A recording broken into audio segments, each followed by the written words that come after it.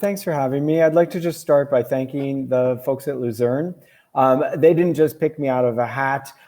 They were our vendor at Jawbone many years ago, and were just super and delivered all the time. And since then, I've kept in touch and visit when I'm in Ireland, and I just can't say enough about how great they are. So thanks for having me and giving me an opportunity to share. So I'm going to talk today. My deck is called From Facts to Inspiration, Creating a Deeper Connected Relationship. As mentioned, I have worked at all those places. I was very fortunate to get in at the right time and to be given the reins to do whatever I wanted to build the business. At Jawbone, it was from $350,000 to $50 million. Fitbit was from $40 million to $200 million. So I have a lot of experience in sales and everything it takes. I also have a lot of experience in back orders. At Fitbit, we had crazy amount of demand, and at one point I was 300,000 orders in back order. And so it really brings up the topic of how do you entertain people? How do you connect with them while they're waiting and not just lose them? So let's go on to the first slide. So it's facts and figures, speeds and feeds. This is an eye chart for you from GoPro. It isn't important that you read the right-hand side, only that you see that there are a lot of facts presented. I recently went to GoPro to kind of look at their cameras and try to decide what it is I wanted to buy. And so I went through their compare and I read everything and I was completely confused. It was providing me the information. I didn't know how to understand the information. I didn't really know what everything meant. And then there were things where one camera was a 10, but the camera that cost a little less gave you 12 megapixels. And by the end, I really had no idea. So, providing the information is, of course, very important. Providing it in a way that makes clear choices easier is more important. But I still think that isn't everybody doing that? And the problem with what we called at Jawbone speeds and feeds is you have a speed that's 50, someone else comes out with one that's 52, and all of a sudden you're behind. So how do you keep up if all you're talking about is these speeds and feeds? And it's difficult. When I went to Fitbit, we looked at things a bit differently. We had our bands with different functions and speeds and feeds, and we tried to create a way for people to understand who they were and what they needed. So we created easy to understand categories. And I say easy because it turns out they were not easy. So we had everyday fitness, active fitness, and performance fitness. And so things were like every day were like you walk. But people were like, but I walk and sometimes I jog. So am I active fitness or am I everyday fitness? And people really did get confused. But also what I came to understand was that this connected with people on a more personal level, but it didn't connect with them in a way that really inspired them. They couldn't self-identify well enough. Most of us would be like, well, we're not performance people, but some of the features on the performance band were things they wanted and they just couldn't understand. And as you can see, this is really about what you do every day, how active you are every day, and if you're a performance person. And what I came to see was that there was a different way to look at this. And, and I didn't feel that that was inspirational, but I felt like that inspiration came from looking inwards also. And so the original pyramid was very outward focused. But I said, hey, why don't we look inwards? And we need to connect with people on a level that goes beyond how it looks. And so I said, we're all these people and you've got us in a triangle, but isn't there another triangle? And that triangle really is, the top level is how do we want the world to see us now? And then how do we see ourselves below that? Now, I may want to have people see me as far more active than I really am, or maybe even less active because I'm very active. But the other one was, how do you get people to dig down, to find the inspiration, to drive their life, to change their life? And over the journey at Fitbit, I think the marketing that you see really started to talk to that. And one of the things I was proud of after I left Fitbit was this was a function of time, but they came out with a beautiful commercial of a woman who was overweight, who had diabetes and couldn't get pregnant. And over the time with Jawbone, with Fitbit, she started walking more and started becoming active, and she lost weight. She got her diabetes under control, and she was able to get pregnant and give birth to her daughter. And it was just a beautiful ad about what the product did for her. It inspired her to change her life, and that change had huge ramifications and joy, and it brought the joy. And I was just so proud of that. Looking at a Snapchat, I went to work on the spectacles line, and it was a very interesting line. There's a lot of history, you can look that up. But it was, about a new way of capturing the world, and it was a lofty goal of unlocking imagination. The premise was that we wanted to help people stay in the moment. Right now, everyone would realize that the moment is about taking your camera out, focusing it, editing it in place, getting that picture, putting it away, sharing it, probably looking at it maybe once and then never again. And so really this product was supposed to help people stop doing that and just be in the moment, capture the image, and see it and be surprised afterwards. But it was a very difficult thing to communicate the value to the cost and due to the brand. Snapchat is about people not telling people things, having people explore things. But when you're selling a $150 piece of eyewear, it's really hard to not tell them what it does. And besides the fact, they were very specific looking, and we were trying to change the way people functioned in the world. That is a very hard combination if you're not going to delve into what it's doing and what it's going to do for people. Going into Ring, so Ring is a really interesting product line. It's bringing people together. Their tagline for the Ring app is "Safer Neighborhoods Together," and basically it's about evolving how we work together to impact our lives and the lives around us. And what I say is, we all want to feel safe, but isn't that a given? And so is this inspiring or just table stakes in a new form? And so what I'm trying to present today is you have a choice on the content you can deliver. Now, I don't know who's exactly on the call, but I was thinking, if you're a paper towel manufacturer, you may be wondering, well, this is all great, but I make paper towels, and how does that become inspirational? There's facts about that. But what I think it is really important is to focus on what it's doing for the person in their life and not about the technical aspects only. So a paper towel, for example, is, helping you clean up spills faster and dealing with things faster so that you can go do what you really want to do. I don't think people are like super excited to use paper towel, but they're certainly excited to be able to take care of messes really quickly and move on back to what's important. In the next slide, I talk about changing the world. And I think this is where a brand can really stand out. And a brand that wants to be a leader. And to be a leader, you have to do leadership things. It's not only presenting the best information, it's also about having a point of view. And I've been lucky. I've worked for a lot of companies that have a strong point of view and have developed a big brand. But one of the things I'm most proud about, and when I was working with Lucerne, was Jawbone worked with Charity Water. I met the founder of Charity Water, and we decided to work with them, and we brought the Charity Water Jambox to the market and raised about $750,000 for this water charity.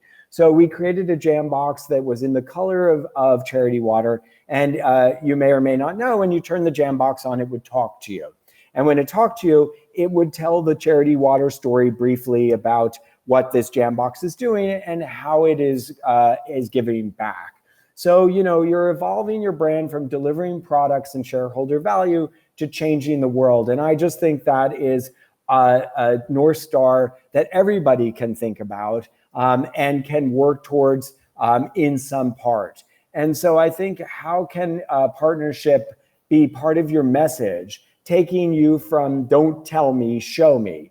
You can talk all you want about what you're going to do and what you believe, but showing people what it is you do and what it is you believe, I think, is always important. And in today's world, more important than ever, because we all hear a lot of stuff, and then we all see a lot of stuff that doesn't make sense with the stuff we're hearing. And so I think that's really important. So are you presenting your brand as a world leader? I also believe in today's world, which is undoubtedly difficult, having a story, having content that uplifts people, that makes people feel connected and brings a sense of leadership and purpose to them and from you, is a very important point, and an important marketing platform. Which brings me to my last slide, and thanks for the call out. I volunteer with the Giraffe Conservation Foundation. I lived in South Africa. I've seen giraffe on foot, on horse, on car, and on elephant, and they are just amazing, and they are in danger. There's now actually 111,000, so it's a good story, but there's only 111,000. So I'm working with Giraffe Conservation to find a brand to partner with. And so what I'm saying is that caring about more than profit becomes very profitable. And it's more than just slapping a logo on your product. Donations are great, but it's how do you embody don't tell me, show me. And I'm talking about a partnership that goes on for a while. The Giraffe Conservation has incredibly interesting programs where they're moving giraffe from one part of Uganda to another part where they're safe across the Nile, and they round them up. And that's not easy. They're doing genetic research. They're just doing incredible programs. So a smart brand can find a key, a connected point on, are you the tallest? Are you into science? Are you into conservation? What's important to you that makes sense with this? And you can create really incredible content that develops over a year. And so it's not just about sending hey, we got a new product, buy this. It's about telling a story about how you care about something and how that something is changing the world and letting people be a part of that. And so that's what, bringing people from facts and figures into inspiration and maybe into even greater than that. I believe is a winning strategy in content, creating brand and creating a long-lasting relationship with your customers and future customers. And with that, I will hand it back. Thank you.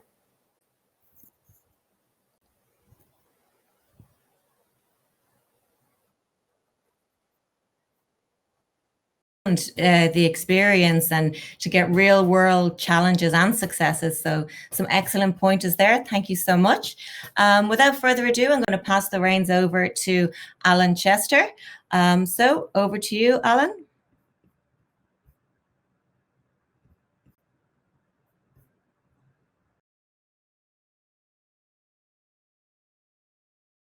Yes, okay. So hi everyone, great to speak with you all today, and thanks David for that very insightful presentation. To you all, yeah, I guess, I think you'd all agree David's given some great insights there into how some of the biggest brands in the world have gone about creating their go-to-market strategy and their go-to-market messaging. So what I'm going to do now over the next kind of 15 minutes is I'm going to talk a bit further, take that story a bit further and share some insights and tips with you to help you ensure that your store is set up as we go into peak shopping season to give your consumers a frictionless experience from the point of discovery to purchase to receipt of their product. So, I guess as we're all well aware at this point, times are, crazy, we'll say at this stage. The sign in front of you there now, I think, is something now we've all seen through the various lockdowns each country has gone through, where we've seen this massive shift from retail to online. And I guess just to start the presentation with some facts and figures, there's one there from Forrester, which they've looked at retail in Europe, and per their data model, it shows that they expect global retail sales to contract by 3.6% in 2020, while e-commerce will grow 18%, which is significantly faster than last year. And look, I guess we've all seen that, we're aware of that, and I guess what we're trying to do now is capitalize on that. So what I'm going to focus on today, just to give some, I guess, some direction to everyone on the call, is I'm going to look at the areas around customer experience and what we can do to make sure that your site, as I said, is well equipped to give customers the best frictionless experience. I'm going to quickly touch on marketplace and marketplace expansion, some opportunities that may be there. I'm going to ask you as well, and I'm going to show you about thinking beyond the front end. So again, we've quite a diverse mix of people on the call today. So, I want to make sure that, there's a focus, to make everyone aware the focus on the back end and the support is as important as the front end. And then finally, as ever, it's just, we got to measure the success of our campaigns and bring them learnings into 2021 as we go forward. So we can kick off then on the user experience side of things. So, you can't mention user experience without talking about site speed and performance. We cannot emphasize enough how important this metric is. And again, for those of you who don't know, the industry standard, they say, is less than the 3-second load time is the target that you got to aim for. But again, this is becoming more and more of a challenge for brands, big and small, because there is a big emphasis to try to bring that retail experience online. And as you do that, you're going to introduce things like bigger imagery, video, blogging, plugins, 360 views, etc. So all of that extra media, I guess, produces a lot more bandwidth. So it can be a real challenge for engineering teams and development teams to make sure that they keep the load time below 3 seconds. But I guess, again, just as a way to put the importance of it into context, if you look at Nordstrom, who I showed in the first slide, so they had a case whereby their load time increased by half a second. And that half a second led to 11% decline in sales because of the load time increasing. And for Nordstrom, 11% decline in sales, you're talking of hundreds of thousands in revenue. So again, it was quickly identified, reversed, and the metrics got back to where they are. But again, 3 seconds is what you got to aim for. And again, can't emphasize enough. So how you can get around that, again, it's I would say it's simple things, but the thing, good coding practice is a very obvious one. A content delivery network, or one actually that we do quite a bit, particularly in peak season with some of the brands we work with, which is around the marketing, email marketing scheduling. So some of the brands we work with would have a very large email database. So rather than just putting all those emails out in one execution, we would suggest that you split it and schedule it over a day or 2 days to make sure then you can manage the traffic as it comes to the site. And then simple things like regular speed testing and monitoring on the site. Again, very, very important you do that through the peak season. Don't just assume that somebody else is. If we move on then, search. So yeah, omnipresent search bar is a must-have. There's a good article out there from eConsultancy where they are saying that 30% of people that interact with your site will use the internal search bar. And they're saying of those 30%, they are higher. It's a higher chance of them converting than those who don't. So these are real customers that you should really focus on, making sure they find what they want, when they want, and make that as frictionless, as seamless as possible.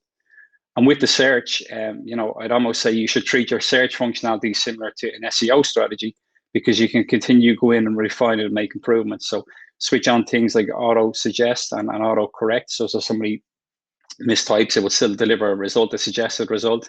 Or auto type then is going to be based on the frequent searches that come in, put them in front of consumers. So I definitely say, if you look at some of the platforms that are out there, you got your Shopify, Magento, BigCommerce, they come with standard search, which is okay. There are options there to enhance it. Again, if you a recommendation, we'd highly advise.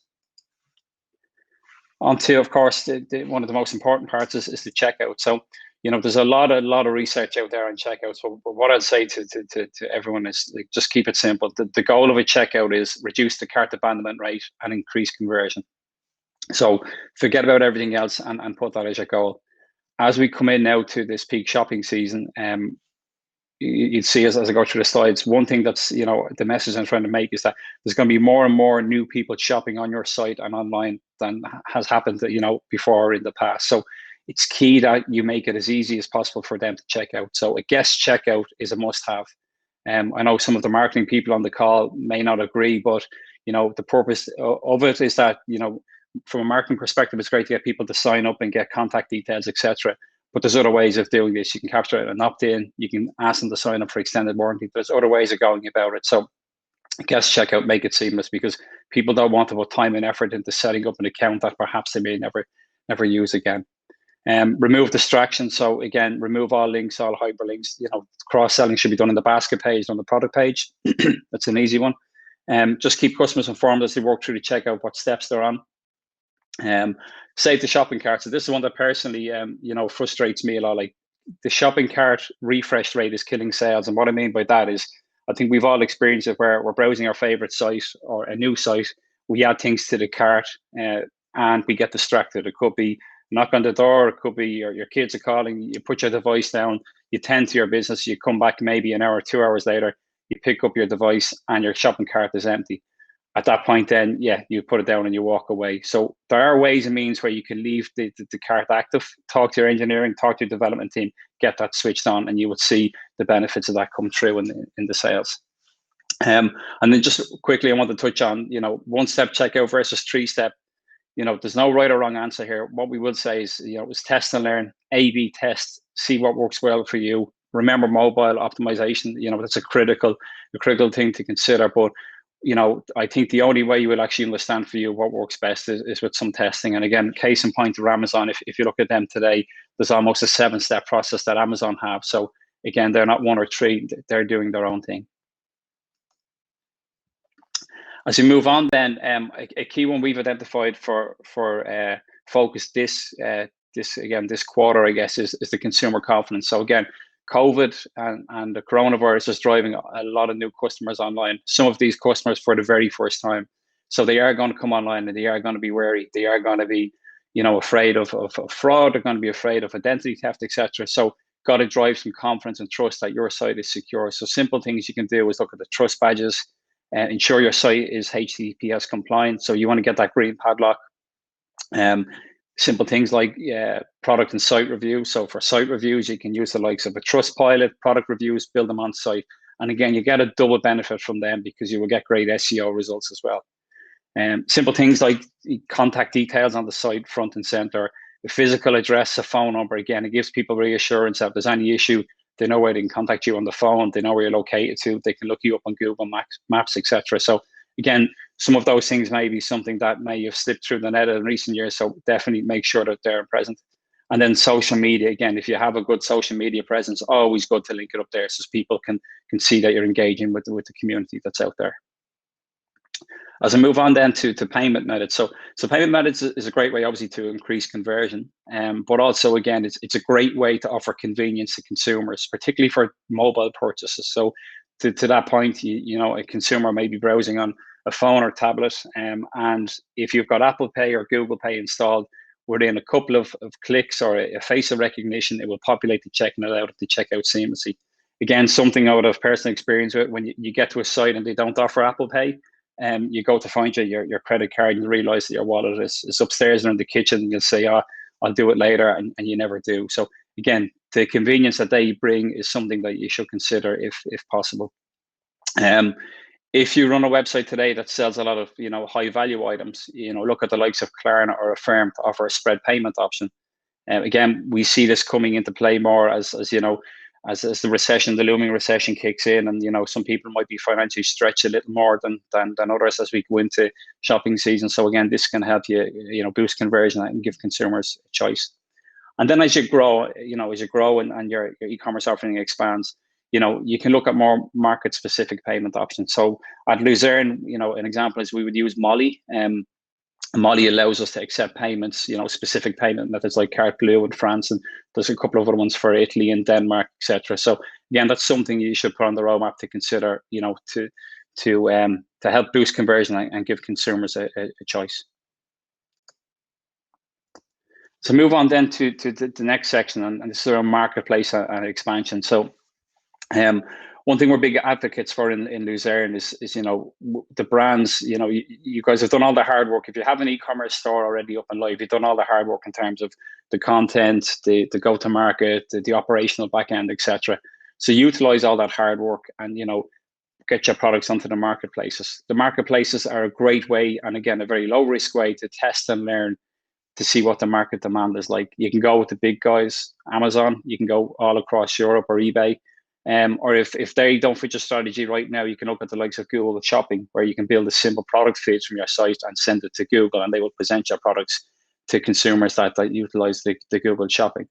And again, there's other options beside the big two. If you want to do specific market testing, Cdiscount is very successful in France and Allegro in Poland. So with the marketplaces, we say it's a real low risk way of testing the market demand and growing sales. Other opportunities then, of course, is to expand your current online store into new markets. So again, what we suggest to do here is look at the data, look at the analytics to see where the visitors are coming from. If you notice a high volume of visitors coming to your site that you don't sell to today, that's where you start your business case. So if you can take that and you may learn some marketplace learnings or look at the industry reports, these are all great ways to understand where there's unfulfilled demand. And again, we're expecting a lot of that this Q4 because of obviously the supply chain restrictions that's happened earlier in the year. The industries are still trying to recover. So there's going to be lots of pockets of opportunity spread out globally that are there ready and waiting to be capitalized on. And then you've got two options, I guess, in the new markets. You can passively sell, and that's in simple terms, you open up delivery to that customer's location. So again, if you see a lot of traffic coming in from Germany and you don't sell there today or ship there today, if you switch that shipping option on, consumers can come in and get shipped to Germany. If you then see that it's working and that there's opportunity there, then you can go on the active, and that's where you switch on the local payment methods. You can localize content, you can switch on localized marketing campaigns. So there's a lot in both of those. And again, happy to follow up separately if anyone would like to discuss them further. Social commerce, again, worth looking at. Again, explosion there in what we see with Instagram, with the add to cart, etc. And then I just want to drop one in terms of, again, it was a stat that caught my eye as I was doing some research here, but the buy online, pick up in store. So if that's an option that's available to the people on the call today, there's been a dramatic increase in that. You can see 195% year on year in May due to the pandemic. So if that's something that you have an opportunity to do, certainly worth investigating. And then finally on this slide, the shopping trends, they say all the industry markers are saying that whatever people adopt during this pandemic are likely to be a permanent one. So if they go today to buy from your site, the chances are they'll be back again. Next, then moving on to thinking beyond the front end. So again, as I say, a lot of what we discussed there is to make sure that the front end experience of the customer is frictionless, and that's around site speed and payments and confidence, I guess. So again, just to highlight, there's a lot that goes on the back end too that can undo all the good work on the front end. So just some things that we've observed as we've come through the pandemic, and we're definitely keeping and paying close attention to it as we go into the next few months. So the social distancing and local lockdowns that are still ongoing across the globe have, and we suspect will impact the network as we go into Q4. So regardless if you're going to fulfill from your own warehouse or you're using a 3PL, I think you got to sit with these guys and understand if they can handle the expected order volume increase, with these new restrictions in place. So, what we suggested, the best thing you can do there is just make sure you got a good open line of communication with your operations team or with your 3PL. Have sat down with them and give them an indication in terms of where you feel the volume is going to be. Understand what the watermarks are, what their capacity is on a daily basis, weekly basis, and then actively react to what the communication is from them on the front end of your site. So it's imperative that you set the right customer expectation as we go into Q4, as these new buyers come on site, because if you commit to a 2-day dispatch time and you can't meet it, it's going to drive additional customer queries, additional pressure on the warehouse, etc. So definitely, one piece of advice is keep the communication and keep refreshing the message on the front end. Next then as well is in terms of this is a great opportunity to not only, as I said, on the front end digital, you're going to tell your story, you're going to do your brand packaging. I think David gave some good insights in terms of the thought process behind that, but physically as well, this presents you with a unique opportunity where you can stand out from the Amazons of the world, you can stand out from the discounters. So a good packaging and unboxing experience is going to remind a consumer why they've come to buy directly from the brand. So don't let that go to waste. And again, we see again in this gifting season we're going into, we expect, this year more than ever, we're going to see more requirements around gift wrapping, personalization, simple things like not putting an invoice in the package because it's going straight to the person's being gifted to them. And that's again back to, people are locked down, restricted movements across countries and across counties. So, what we'd be saying here is that if you have the ability, or your 3PL has the ability to offer gift wrapping personalization, there's a real, area in there that we think is going to give you the leverage over the marketplace or the discounters. And again, the options there, you could turn this into a revenue generator too, in terms of charging a little extra for these services. And then, simple thing, but like with the lockdown, more shopping online, you see it today. There's just box after box, coming into people's homes. So make your box stand out from the standard ones that are there. Give the customers a good experience and elevate your brand above what they're getting today from the likes of Amazon. And then finally on this piece, I'd say, select a good shipping company. Cheapest isn't always best. Find a shipping company that's dependable, that will offer, a shipping pre-alert, final mile updates and rescheduling. Again, consumers, really appreciate, being given that flexibility. On the support side, then we're going to say, ramp up the customer services side of things. So, you got to make sure you got to develop a robust customer service plan. Make sure you got additional resource in place if required. There are going to be peaks, and simple things like live chat. If you have the ability to switch that on, that's a great way to connect with the consumer, give them confidence, and convert the sale. Utilize your FAQ page. Make it visible, and don't be afraid to update it based on the inbound queries that you're getting. And again, use every touch point with a consumer as a way to get, harness some feedback and ask them to leave you a review, and again, make it a better experience for them. And then the last thing I'd say, and again, I won't delve too much today, but returns process, you got to make that as painless as possible. That will strengthen the loyalty from the customer. They'll certainly come back if they know there's a good process in place, and then also you reap the benefits with your customer service and operations team. Just wrapping up now, the last couple of slides. So in terms of the data and the approach, so I'm a big fan of fail fast and learn fast. So as you go into the peak season, make sure you have your goals set up and your KPIs shared with you and the team. Have your dashboard set up to track on these. So from an e-commerce perspective, it's the basics that you're going to manage. So you're going to look at your sales, your average order value, conversion, traffic, site speed, which you've touched on, traffic sources, marketing, it's your PPC, your email marketing, your social, etc. And again, when you identify something that's working or even something that's not working, react to it. So if you can see a certain advertisement that's driving a lot of traffic, put more investment behind it. If you see traffic coming in from a source where you weren't expecting it, get to the root of that, see what you can do to further enhance that. If you have a coupon code that's working well, extend it.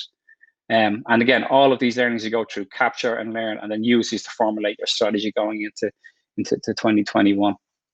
And again, there's one thing I read, which is, habits are being formed right now. So win the customer, give them a good experience, make it frictionless, and the objective then is to keep them for life.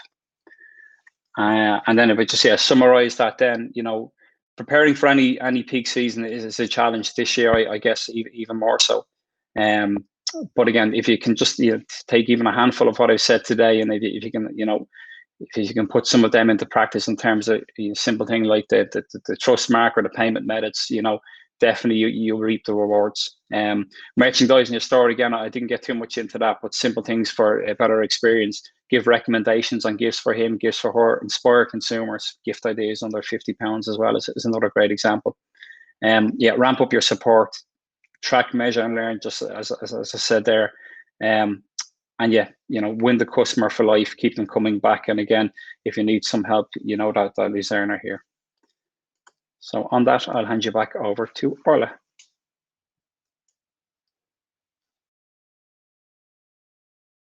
So much to both our expert panelists, the great insights there, and it was so important to get the fun when you were talking about getting the fundamentals right at key stages in both the online sales process, but also the bumpy experiences in the customer journey. So that was really fantastic. Well done. I just have a couple of Q&As if you guys are ready, and I'm just going to jump in with the first one. And I think, Alan, I'm going to give this one to you because I know you're an expert around Amazon. So somebody asked, with a direct-to-consumer store and moving to Amazon, will it dilute their brand strategy? Yeah, it's a great question, and one we get asked quite a lot. So the simple answer is, if execute correctly, no. And what we mean by that is, if you can come up with what we like to call an assortment strategy, that's where you have your online store and then you have your Amazon store. So if you can come up with products that are not going to compete and execute that correctly, that's the first step in forming like a strategy for Amazon and the strategy for online. And again, the view is like, you always want to make sure that you can capture the customers. I would always say to a brand, try and capture them on Amazon and then bring them to your online store. That should always be a goal. If you look at all the industry experts out there, they say the customer now is that's the new goal of today. So get the customer, win them, and bring them to your store. So that would formulate as part of a strategy as well that we work with some of our brands today. The customer journey, and this is a very broad question, so might be a tough one to answer, but is there any particular pitfalls on the customer journey that brands and companies should tackle first? I'd be happy to speak to that. My perspective is that the pitfall on the customer journey is that you give no one a way to physically interact in a meaningful way with you other than a sale.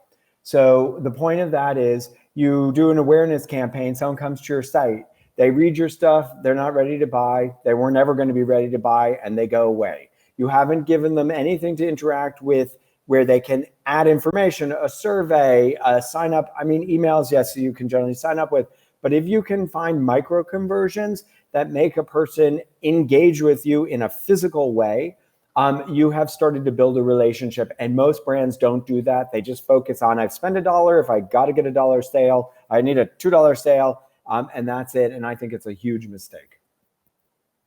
Excellent. Thank you, David. There's some slightly easier ones, I think. One is, or maybe not, one is talking about the checkouts. If in an internationalization strategy, is the payments process or the localization more important?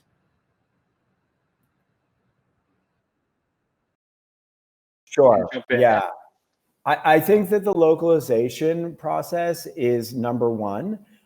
There's twofold to this. One, you really need to present the person in their own language. But two, if you don't have the right payment strategy, for example, Sofort for Germany, you can kiss your sales goodbye.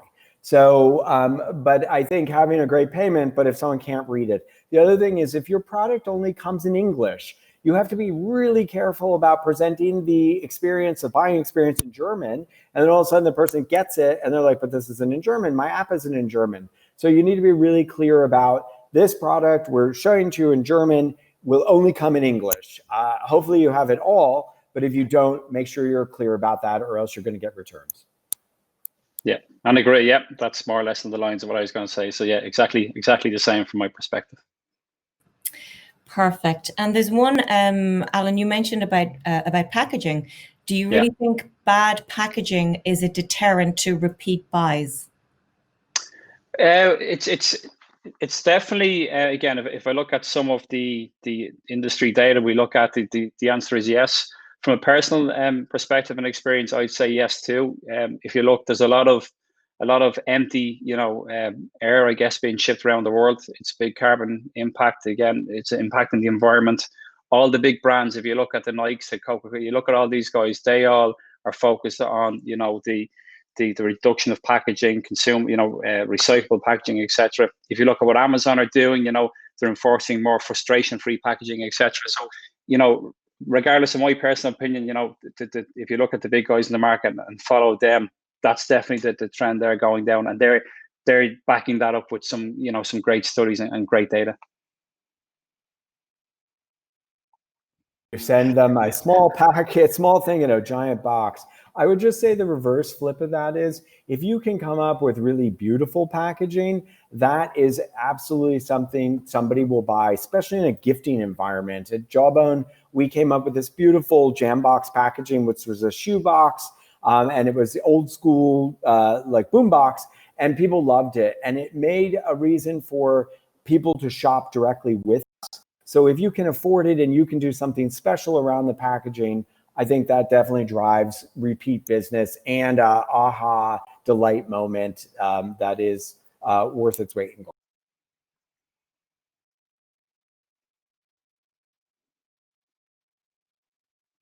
They said, thanks both guys for the insightful presentations. Loved the point made about the older generation coming online now as shopping habits changed and getting the fundamentals right. So that's a kind of reiterates what you both said. So I think we'll wrap it up there, guys. The chat will remain open for another 5 minutes. I'll just switch that on if anybody wants to give any feedback. And just want to say thank you both again for the great presentations, and thank you everyone for joining us online today. I'll send on a recording of the webinar shortly with some contact details if you want to reach out to us, or if you want to find out more about the giraffes. We'll send on those details also. And we will be doing more webinars, so we hope to see you online again. And take care and have a good day. Thank you guys for your time today. Appreciate it. Thank you. Bye-bye. Thank you. Bye now.